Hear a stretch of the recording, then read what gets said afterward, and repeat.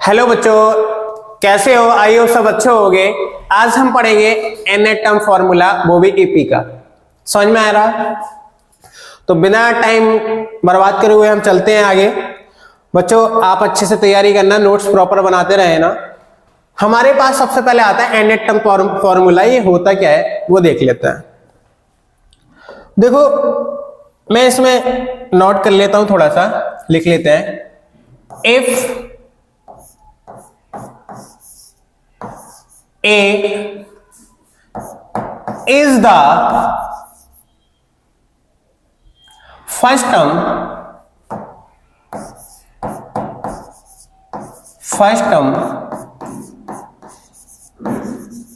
and D is common difference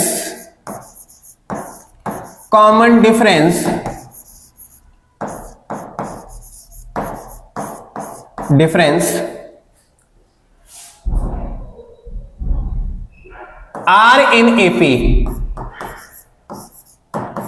ये मैं मान लेता हूं। समझ में आ रहा है? तो मैं एक AP ले लेता हूं बच्चों, यहां पे ध्यान देना। जैसे मैंने एक AP ले ली, A comma A plus D, क्योंकि कॉमन डिफरेंस कितना है? D है। देखो माइनस करोगे तो D आ जाएगा। A plus 2D, A plus 3D, A plus 4D plus sorry plus नहीं आएगा यहां पे,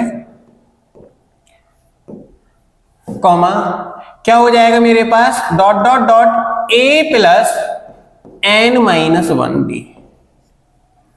अब ध्यान देना, देखो यहां पे समझने वाली बात है। ये मेरे पास फर्स्ट टर्म है, यानी कि A1, A2, A3, A4, A5 dot dot dot. अब देखो ध्यान देना, बहुत अच्छी बात है। अगर मेरे पास A1 था तो यहां पर 1 था, A2 है तो यहां पर A1 था तो 0 हो गया। यहां पर कितना है? 1। यहां पर कितना? देखो 3 है तो 2, यहां 4 है तो 3, 5 है तो 4। ध्यान देना, अगर मैं यहां पे इसको लिखना चाहूं कि A1 को मैं क्या लिख सकता हूं? A plus 1 minus 1D, A2 equal A plus 2 minus 1D, ये भी हो जाएगा। A3 equal A plus 3 minus 1D, A4 A plus 4 minus 1D equal, इसको मैं लिख सकता हूं A, इसको मैं लिख सकता हूं A plus D, A plus 2D, और ये हो जाएगा A प्लस 3D। समझ में आ रहा है? यानी कि हम एक माइनस कर रहे हैं उसमें।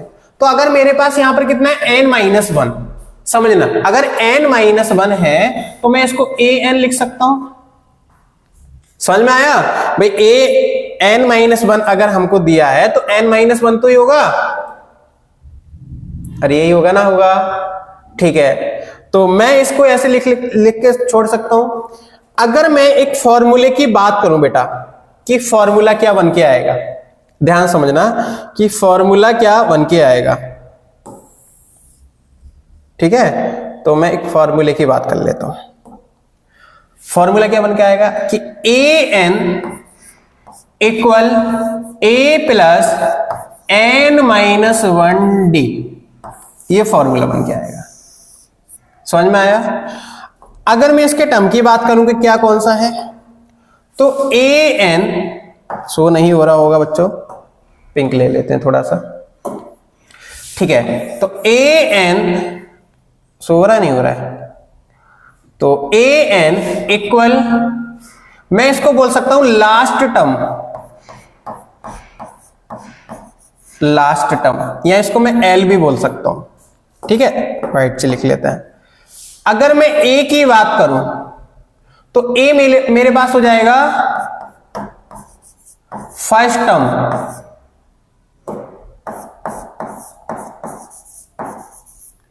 N की बात कर लेता हूं तो नंबर ऑफ टर्म,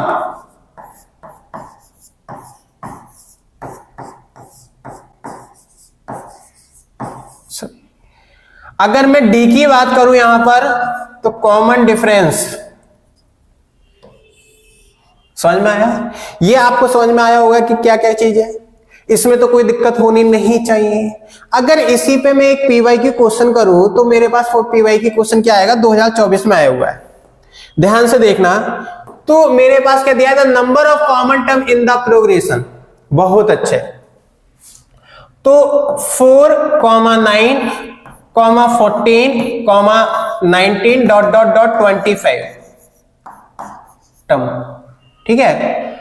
अब अगर मैं यहां पर 25 टर्म निकालूं कौन सा होगा, जैसे मेरे पास फर्स्ट टर्म कितना है 4, सेकंड टर्म कितना है 9, थर्ड टर्म कितना है 14। अगर मैं 25 टर्म निकालूं तो मैं n की वैल्यू कितना लिखूंगा 25, a की वैल्यू कितनी हो जाएगी 4।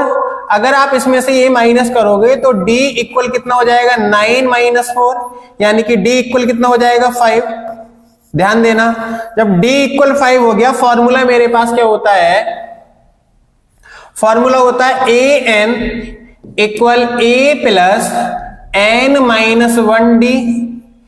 an की वैल्यू तो निकालनी है, वो भी n की वैल्यू कितनी है 25a की वैल्यू कितनी है 4 प्लस 25 माइनस 1 d की वैल्यू कितनी है 5 इक्वल 4 प्लस 24 मल्टीप्लाई 5, यानी कितना हो जाएगा 124।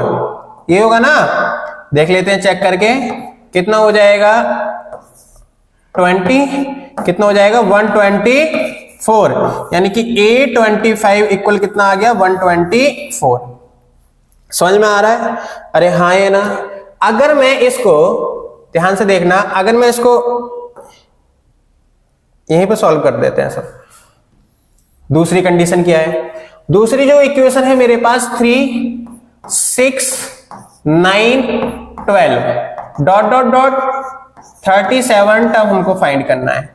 तो n की वैल्यू कितनी है 37, a की वैल्यू कितनी है 3, d की वैल्यू कितनी है 3, निकालना क्या है an, तो कितना हो जाएगा 37 इक्वल, मैं डायरेक्ट फॉर्मूला लगा देता हूं 3 प्लस 37 माइनस 1, डी की वैल्यू कितनी है 3, यानी कितना हो जाएगा 111, यानी कि a37 कितना हो जाएगा 111।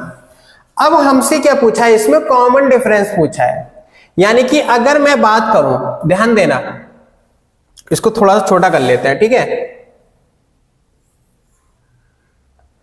अगर मैं इसकी बात करूं, क्या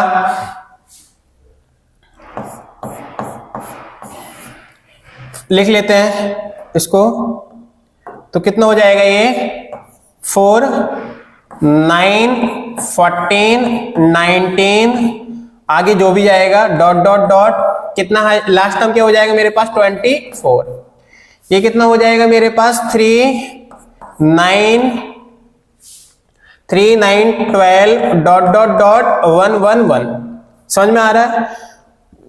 अगर मुझे कॉमन निकालना है, सॉरी, अगर मुझे कॉमन फाइंड करना है तो इससे तो छोटा आएगा या इसके बराबर आएगा? अरे हाँ, ये ना, इससे बड़ा तो नहीं आएगा। तो अगर मैं इसको कॉमन निकालूं तो क्या हो जाएगा, लास्ट टर्म मैं मान लेता हूं ये 1 1, ध्यान देना, क्या हो जाएगा 1 1, एक मिनट,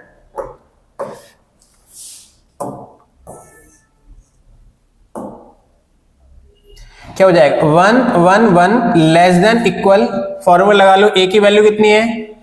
हाँ, अब एक चीज और देखनी होगी इसमें, देखो कॉमन क्या है हमारे पास, इसमें 9 है, 9। अगर मैं दूसरा कॉमन टर्म मानूं तो एक आएगा 24। अब सर ये कैसे पता लगाया, या तो आप इसमें कॉमन करके निकाल, या इसका एक मेथड और है, क्या है सर, वो मेथड ये है कि जो इसका d आया था, ये d आया था, इसका ये d आया था, इन दोनों का एलसीएम ले लो, एलसीएम ले लिया, यानी कितना आ जाएगा 15, हर एक में 15 ऐड करते जाओ, हर एक में 15 ऐड करते जाओ, तो जो इन दोनों का जो d होगा वो कितना हो जाएगा 15 हो जाएगा, हर एक में d ऐड करते जाओ, कॉमन टर्म मिलते जाएंगे आपको। समझ में आया इतना?